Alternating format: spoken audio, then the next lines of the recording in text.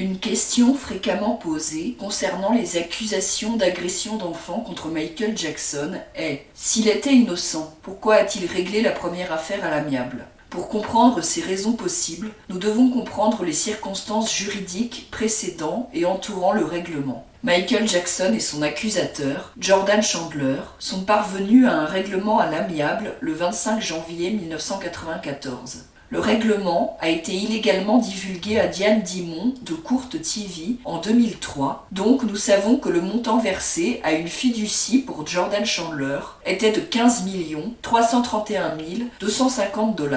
Diane Dimon, ou la personne qui lui a divulgué le document, a omis les parties après le 3e paragraphe. On ne sait pas qui a divulgué le règlement confidentiel à Diane Dimon. Cependant, le livre de Ray Chandler, All That Glitters, appelle Diane Dimon la plus proche alliée d'Evan Chandler à un moment donné. Comme vous pouvez le voir, le document souligne qu'il ne s'agit en aucun cas d'un aveu de culpabilité de Michael Jackson. À la page 4, il indique: ce règlement confidentiel ne doit pas être considéré comme une admission par Jackson qu'il a mal agi à l'égard du mineur, ou toute autre personne, ou pas du tout, ou que le mineur a quelque droit que ce soit contre Jackson. Jackson, en particulier, décline toute responsabilité et nie tout acte répréhensible contre le mineur ou toute autre personne. Les parties reconnaissent que Jackson est une personnalité publique et que son nom, son image et son apparence ont une valeur commerciale et sont un élément important de sa capacité de revenu. Les parties reconnaissent que Jackson affirme qu'il a choisi de régler la plainte compte tenu de l'impact que l'action a eu et pourrait avoir à l'avenir sur ses gains et ses revenus potentiels.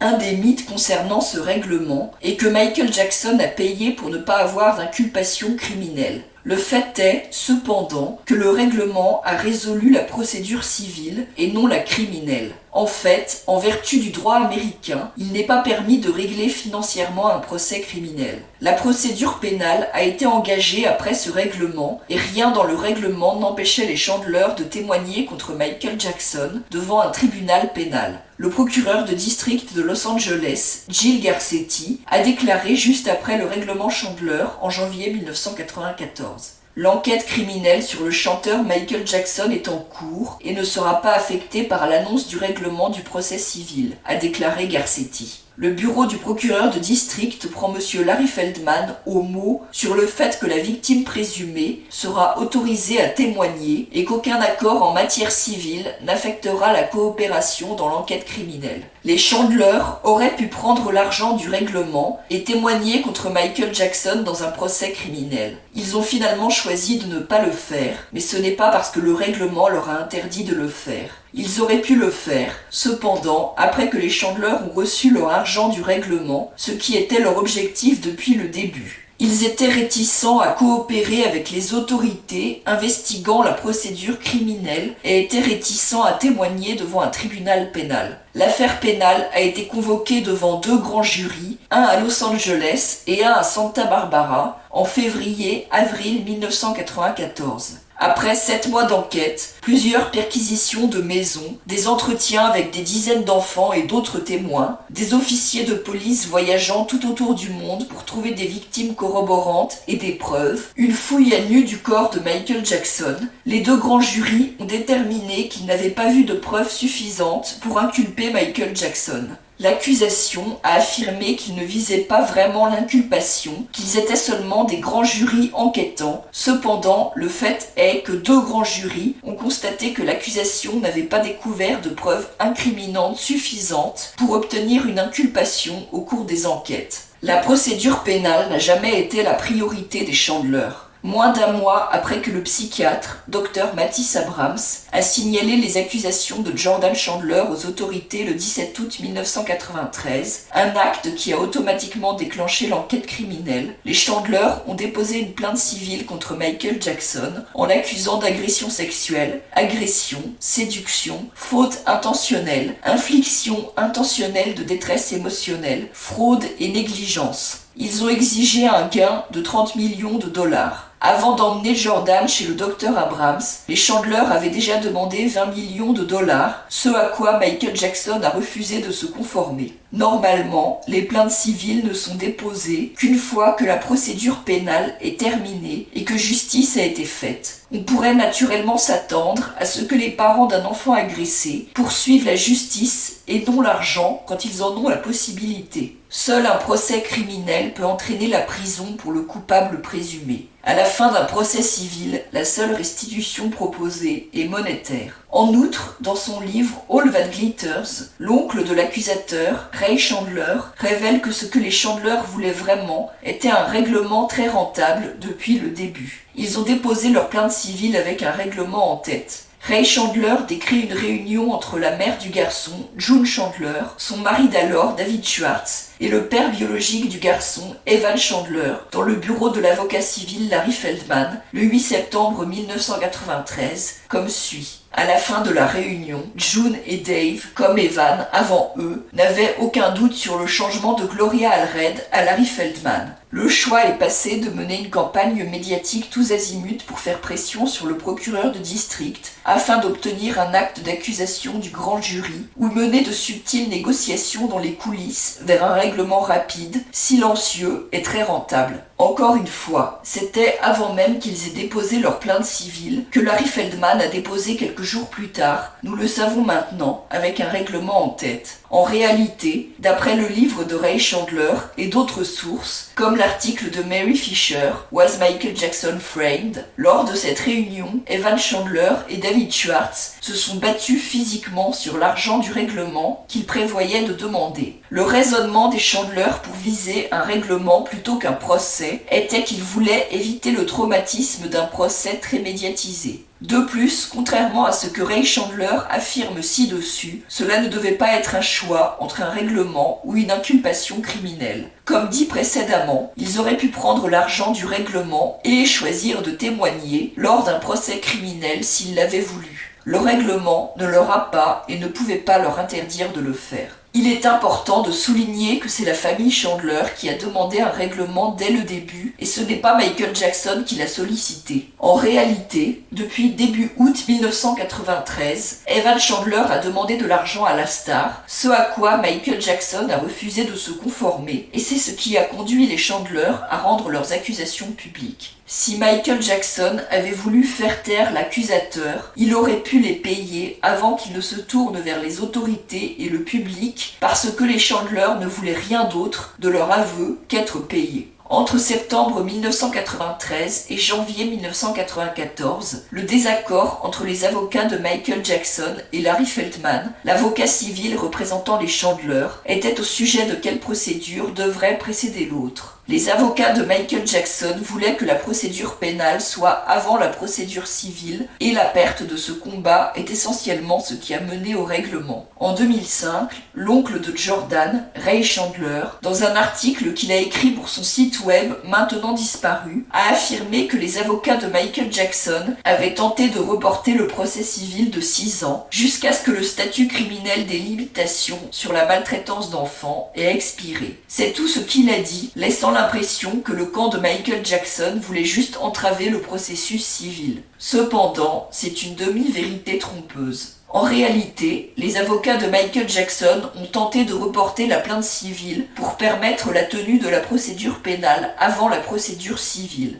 Ils n'ont pas essayé d'entraver la procédure pénale, en fait, ils ont essayé de la faire entendre avant la procédure civile. La raison étant que si le procès civil se déroule avant le procès criminel, il peut donner à l'accusation un atout majeur pendant le procès criminel parce qu'ils ont la possibilité de contrôler le procès civil et étudier la stratégie de la défense. Ils peuvent alors ajuster leurs accusations et leurs stratégies en nature. En outre, contrairement à une procédure pénale, là où l'accusé peut refuser constitutionnellement de témoigner sans conséquence, un accusé dans un procès civil ne peut refuser de se soumettre à une déposition sans conséquence. L'accusation peut alors utiliser le témoignage de la déposition civile dans le procès pénal et ajuster leurs affirmations en nature. Par ailleurs, la charge de la preuve ou les règles d'admissibilité des preuves par oui-dire dans un procès civil sont plus relâchées que dans un procès criminel. Les avocats de Michael Jackson savaient certainement qu'un procès civil est plus risqué pour un accusé, même si l'accusé est innocent. Et ils savaient que si Michael Jackson perdait le procès civil, cela pourrait influencer le jury dans un procès criminel à venir.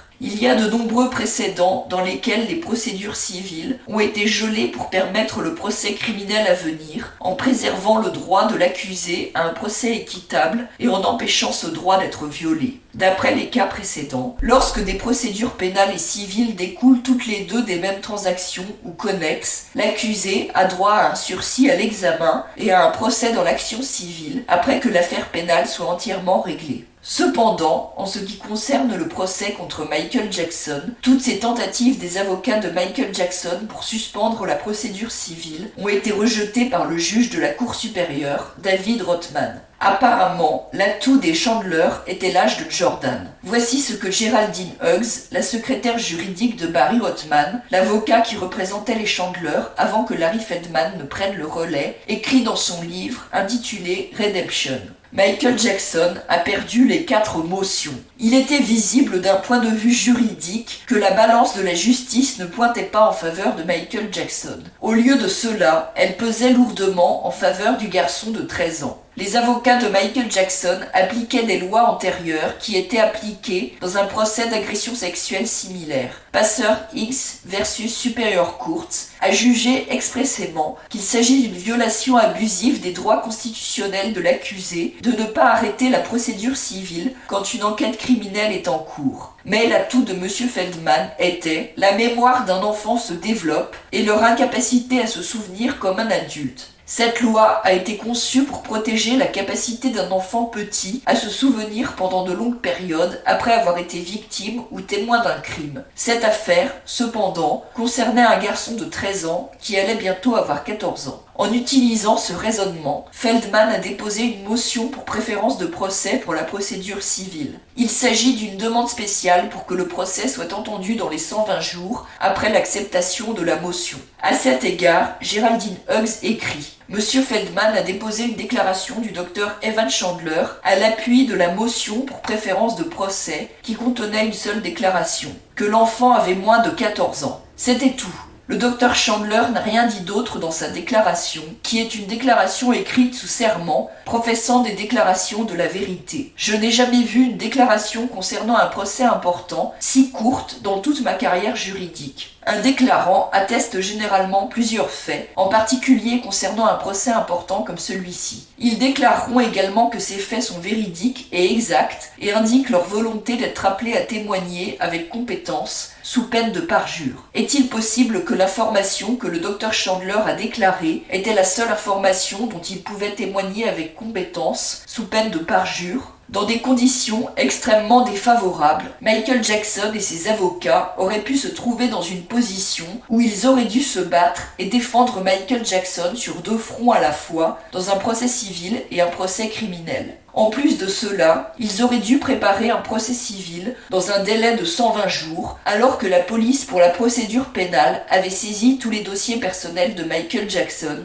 et refusé de fournir des copies ou même une liste de ce qu'ils ont pris. Le bureau du procureur de district fonctionnait avec la bénédiction de la Cour, en violation des droits constitutionnels de Michael Jackson, et la Cour pesait lourdement en faveur du garçon de 13 ans. Après que toutes les motions pour repousser la procédure civile après la criminelle ont été rejetées, l'équipe de Michael Jackson s'est retrouvée entre l'enclume et le marteau. Le début du procès civil a été fixé à mars 1994. Les documents de motion des Chandler ont accusé Michael Jackson et ses avocats d'appliquer des tactiques de report, mais ils savaient bien que ces tactiques de report visaient uniquement à faire entendre la procédure pénale avant la procédure civile. Ray Chandler, dans son livre All That Glitters, cite une conversation qui qui a eu lieu entre le père de Jordan Chandler, Evan Chandler, et leur avocat civil, Larry Feldman, et cela prouve que ce sont eux qui ont utilisé des tactiques de report en ce qui concerne la procédure pénale. Plus tard, dans l'après-midi, après que tout le monde avait consommé son repas de fête, Larry Feldman a appelé Evan avec des nouvelles dont ils pourraient tous être reconnaissants. « Hé Evan, tu dois entendre ça.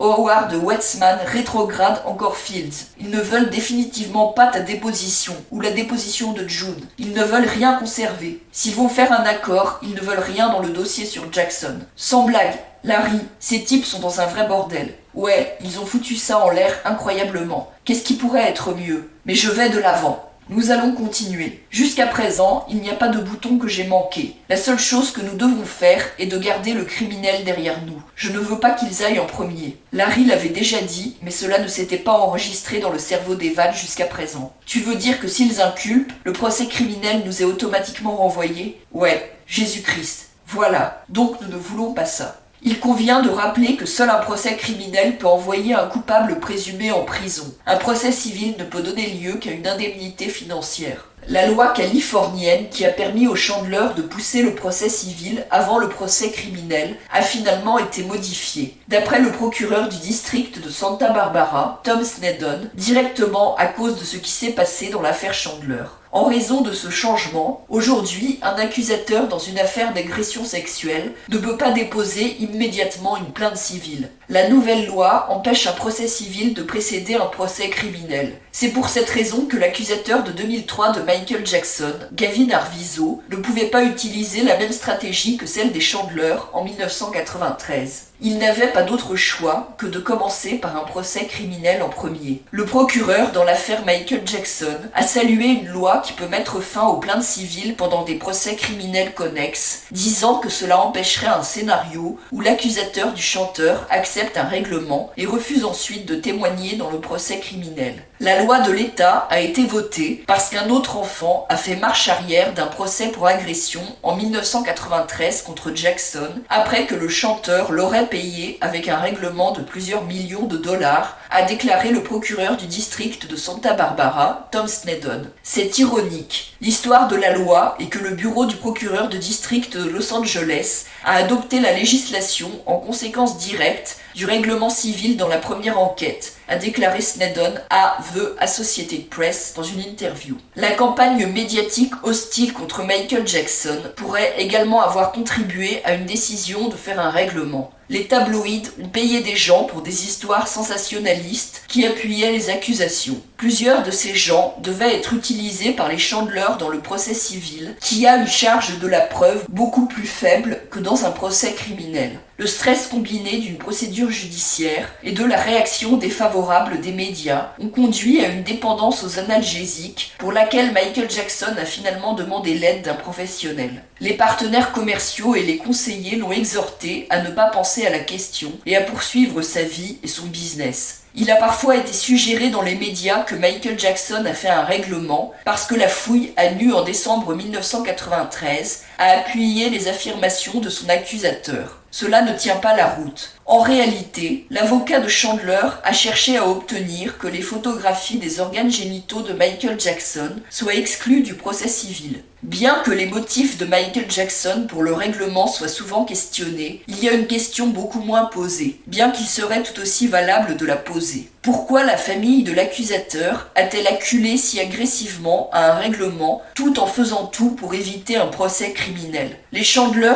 eux-mêmes affirment avoir voulu un règlement parce qu'ils voulaient continuer leur vie et ne pas soumettre Jordan à l'attention des médias et à l'investigation qui aurait été inévitable dans une affaire et un procès très médiatisé comme ceux-ci. Ils ont également affirmé avoir reçu plusieurs menaces de mort des fans de Michael Jackson et que comme le procureur de district de Los Angeles, Gilles Garcetti, a refusé de mettre la famille au programme de protection des témoins, ils avaient peur pour leur vie. Au départ, cela semble raisonnable, mais Evan Chandler ne semblait pas préoccupé par l'attention des médias et la possible réaction des fans quand, dans sa conversation téléphonique enregistrée avec David Schwartz, le beau-père du garçon, en juillet 1993, il a dit de son avocat, Barry Rothman: « Cet avocat que j'ai trouvé, je veux dire, j'en ai interrogé plusieurs, et j'ai choisi le plus méchant fils de pute que j'ai pu trouver, et tout ce qu'il veut faire, c'est rendre ça public aussi vite qu'il le peut, aussi gros qu'il peut, et humilier autant de gens qu'il peut. Et il a un mauvais.